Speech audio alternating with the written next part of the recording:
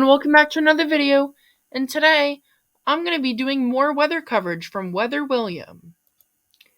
We currently have 153 subscribers, so please consider subscribing down below on this video. It really helps me out a lot. Thank you. Let's hop into the video. This is the GFS model for 6-hour precip, and currently we have a parade of storms that are coming in from the west coast and then going right up the east coast, which is creating a bunch of storminess and a bunch of snow. Like, for example, we have a 998 millibar low pressure that's sitting right below Nebraska, causing a blizzard for Nebraska and all these states around it. And that's going to go right through the Great Lakes and possibly create a nor'easter for some portions of New York.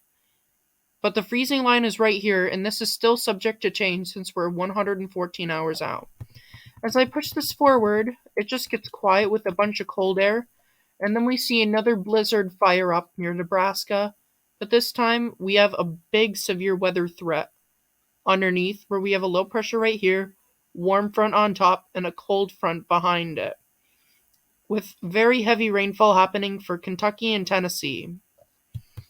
As I push this forward, it becomes a northeastern snowstorm for upstate New York, the Berkshire Mountains in Massachusetts, northern New York, and the Great Lakes.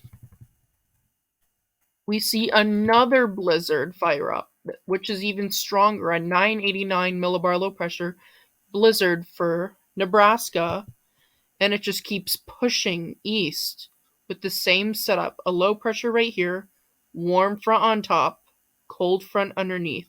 And that's going to create more severe weather for this area again, for the southeast. And this does eventually become a northeast snowstorm with possibly some icing and mixing and freezing rain. And then, besides January 26th, this becomes more of a rain event, but it's snow for the very far, tall mountains, for the higher elevations. That becomes a really strong thing in 977 millibar low pressure, so I wouldn't be surprised if there was some flooding onshore for the east coast and the northeastern coast.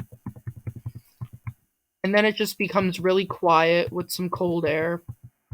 And then we should possibly watch another area right here trying to go up the east coast for another big snowstorm. This is the current snow totals for the next 240 hours, and currently there's widespread snow totals for the mountainous areas, up to 100 inches of snow. And for the Nebraska, they're getting pounded with up to 16 inches of snow in the greens. And your blues are 2 to 6 inches. No, they're 1 to 3 inches. Your purples are 4 to 6. The pinks are 6 to 12. And your greens are 12 to 24.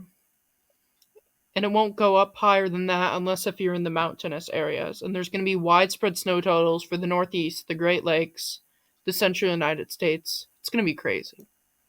This is the 8 to 14 day temperature outlook, issued for January 23rd to the 29th of 2023.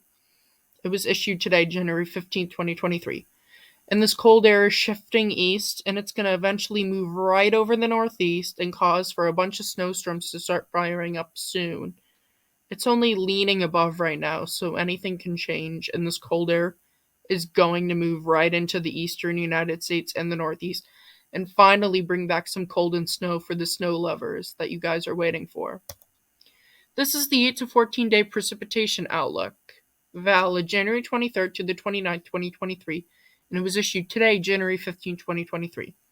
In the western United States, for Northern California and Central California, you have below average precipitation, but for the majority of the eastern 2/3 and the central United States, it's going to be above average precipitation as we're going into a much more active pattern.